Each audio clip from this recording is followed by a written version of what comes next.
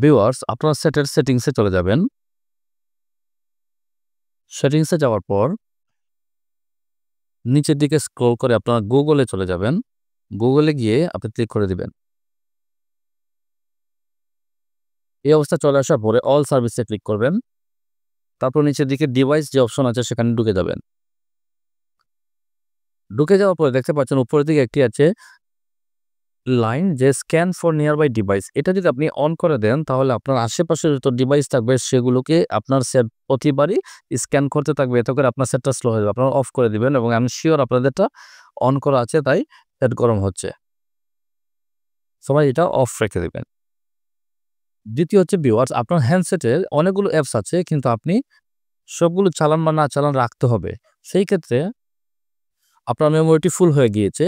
কারণ আপনি যদি কোনো অ্যাপস নাও চালান তাহলে সেটি এখানে কেক নামের একটি ময়লা জমবে এবং সেটের অ্যাপসের যে সাইজ সেই সাইজটি আরও বেড়ে গিয়ে অনেকটা বেশি জায়গা দখল করবে। যেমন আমি রাইজ এটাতে ক্লিক করে ধরলাম।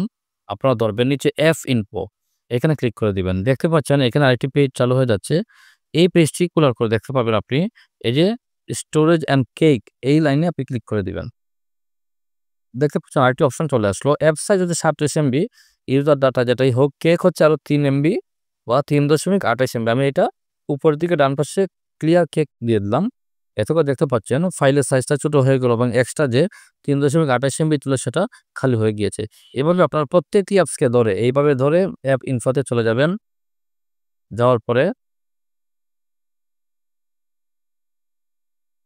আপনারা স্টোরেজ অ্যান্ড কেকে ক্লিক করবেন। তারপরে যে আপনারা দেখতে পাবেন কেক নামে একটি অপশন 13 এমবি আমার খেয়ে ফেলেছে। আমি এটাকে ক্লিক করে দিলাম। সেই 13 এমবিটা আমার ফেরত পেয়ে গেলাম। মানে জায়গা খালি হয়ে গেল। এইভাবে আপনারা আপনার হ্যান্ডসেটটাকে আরো ফাস্ট করে নিতে পারবেন। ভিউয়ার্স আপনারা গুগল ক্রমে ঢুকে যাবেন। গুগল ক্রমে ঢুকে গিয়ে আপনারা হোম পেজে চলে আসবেন। তারপরে আপনি যেকোনো একটা সাইটে ঢুকে যাবেন। আমি যদি ইউটিউবে ঢুকি, ইউটিউবে ক্লিক করে দিব। দেখতে পাচ্ছেন ইউটিউবে ঢুকে গেছি। এখানে বিষয়টা হচ্ছে ভিউয়ার্স আপনার হ্যান্ডসেটটাকে কিভাবে কম্পিউটারের মতো আপনি ব্যবহার করবেন তাই দেখিয়ে দিচ্ছি। আপনি ডেস্কটপ মোডে নিয়ে আসতে পারবেন এবং আপনার মোবাইলটাকে তখন মনে হবে কম্পিউটার। এই যে আমি ডেস্কটপ মোডে চলে যাচ্ছি এখনই। এই যে আমি ইউটিউবে ক্লিক করলাম, এটা কোনো বিষয় না। আমি কোন পেজে গেলাম, আমি ডান পাশে উপরে দিয়ে থ্রি ডটসে ক্লিক করব। থ্রি ডটসে ক্লিক করে দেওয়ার পর দেখতে পাচ্ছেন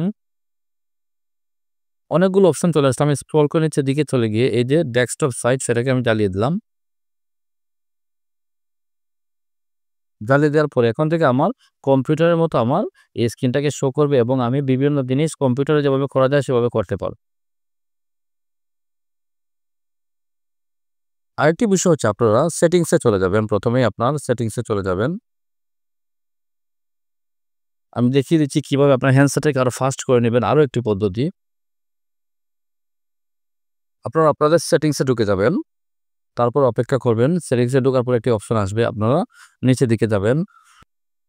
আরো একটু নিচের দিকে গিয়ে আপনি ঢুকে যাবেন গুগলে। গুগলে ঢোকার পরে আপনাকে আরেকটি পেজ দেখাবে। এই যে এই পেজটা আসতে পরে অল সার্ভিসে ক্লিক করে দিবেন। তারপরে যে ডিভাইস অপশনে ক্লিক করে দিবেন। এটা হচ্ছে ডিভাইসকে আরো ফাস্ট রাখা এবং গরম না হওয়া থেকে বাঁচানো। এই যে দেখতে পাচ্ছেন স্ক্যান ফর নিয়ারবাই ডিভাইস, এটা আপনি অফ করা থাকবে, অন করা থাকবে, আপনি অফ করে দিবেন। তাহলে আপনার সেটটি আরো বেশি ফাস্ট হয়ে যাবে। তো ভিউয়ার্স আশা করি এই ভিডিওটি ভালো লেগেছে। ভালো লাগলে লাইক, কমেন্ট এবং শেয়ার করতে আমার